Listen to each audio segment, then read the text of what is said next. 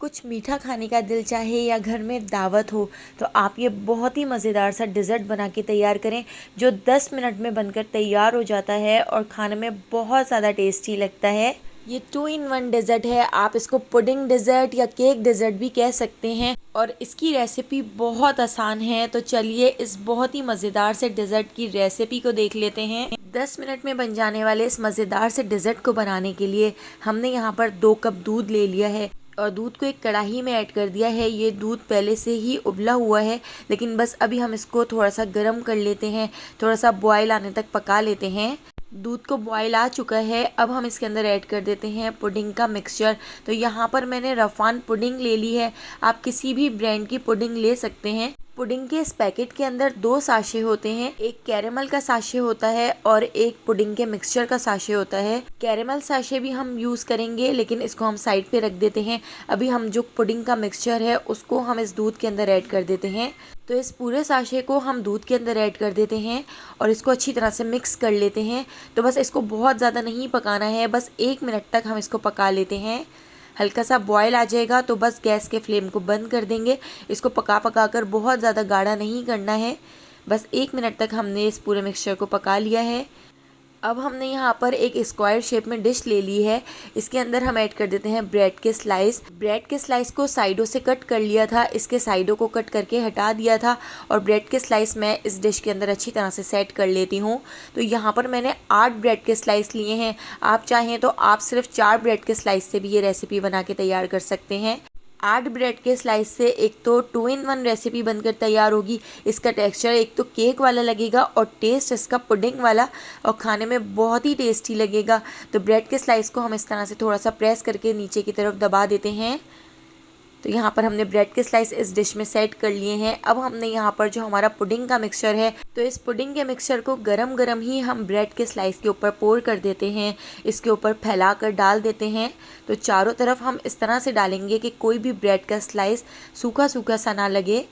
तो यहाँ पर आपने गरम गरम ही इस मिक्सचर को ब्रेड के ऊपर डालना है, क्योंकि 5 मिनट में ही ये पुडिंग का मिक्सचर फ़ौरन जमने लगता है। तो यहाँ पर देखिए आधा मिक्सचर हम इस ब्रेड के स्लाइस के ऊपर डाल देते हैं और आधे मिक्सचर को हम एक बाउल में निकाल लेते हैं और इसको 5 से 6 मिनट के लिए ऐसे ही छोड़ देते हैं।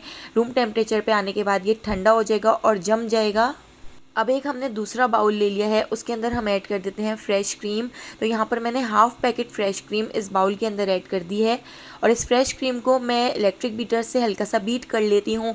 अगर आपके पास इलेक्ट्रिक बीटर ना हो तो आप हैंड विस्कर की मदद से भी इसको बीट कर सकते हैं, क्योंकि हमने इसको बहुत ज़्यादा बीट नहीं करना है, सॉफ्ट पीक्स नहीं आने देने हैं, बस हल्का सा मिक्स करना है।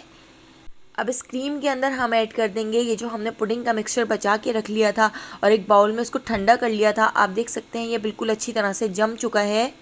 तो जमने के बाद अब हमने इसको क्रीम के अंदर ऐड कर दिया है और इसको भी हम क्रीम के अंदर अच्छी तरह से मिक्स कर लेते हैं। इतना मिक्स कर लेना है कि इसका टेक्सचर बिल्कुल स्मूथ सा हो जाए और क्रीमी सा इसका टेक्सचर हो जाए। हमने इसके अंदर कोई चीनी वगैरह ऐड नहीं की है, क्योंकि ब्रेड के स्लाइस भी मीठे हैं, मीठी डबल रोटी है और यहाँ पर जो हमारा पुडिंग का मिक्सचर है वो भी मीठा है, काफ़ी सारी इसमें चीनी होती है। तो चीनी का इस्तेमाल हमने इस रेसिपी में नहीं किया है। अगर आप ज़्यादा मीठा खाते हैं तो 1 टेबल स्पून चीनी आप इस स्टेज पर इस क्रीम के अंदर ऐड कर सकते हैं। क्रीम और पुडिंग के इस मिक्सचर को मिक्स करने के बाद ये थोड़ी ही देर में अच्छी तरह से जम जाएगा और बहुत ज़बरदस्त सा टेक्सचर हो जाएगा। ऐसा लगेगा कि आपने व्हिपिंग क्रीम यूज़ की है। तो यहाँ पर ये मिक्सचर रेडी हो चुका है। यहाँ पर डिश में जो हमने पुडिंग का और ब्रेड का मिक्सचर रेडी किया था वो भी अच्छी तरह से ठंडा हो चुका है। अब इस क्रीम के मिक्सचर को हम इसके ऊपर पोर कर देते हैं।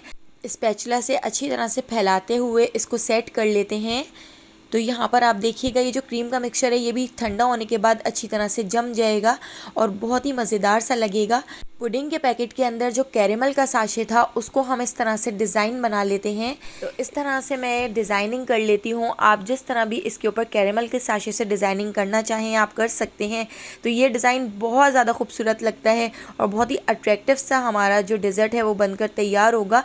दिखने में तो मज़ेदार होगा ही, खाने में उससे भी ज़्यादा टेस्टी है। और सबसे बड़ी चीज़ ये कि बहुत ही जल्दी बनकर तैयार हो जाता है। टाइम कम हो तो झटपट आप इसको बना के तैयार कर सकते हैं। तो तो अब इसको ठंडा करने के लिए 2 घंटे के लिए फ्रिज में रख दिया था। ठंडा करने के बाद अब हम इसकी कटिंग कर लेते हैं। तो आप देखिए कैरेमल का जो मिक्सचर है वो भी बिल्कुल नीचे तक चला गया है, उसका भी टेस्ट इसमें बहुत ही मज़ेदार आता है।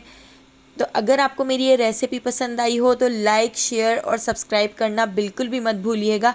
और अगर अभी तक आपने मेरे चैनल को सब्सक्राइब नहीं किया और बेल आइकन के नोटिफिकेशन को ऑन नहीं किया तो जल्दी से ऑन कर लीजिए, क्योंकि मैं बहुत ही मज़ेदार सी वीडियोस आपके लिए डेली लेकर आती हूँ। तो आने वाली वीडियो तक मुझे दीजिए इजाज़त। अल्लाह हाफ़िज़।